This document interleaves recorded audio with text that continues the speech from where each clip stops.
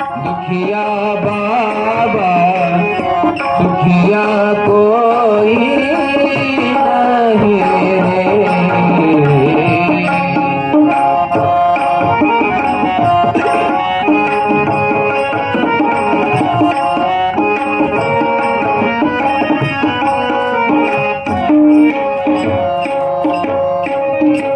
जो देखो दुखिया बाबा सुखिया कोई नाही।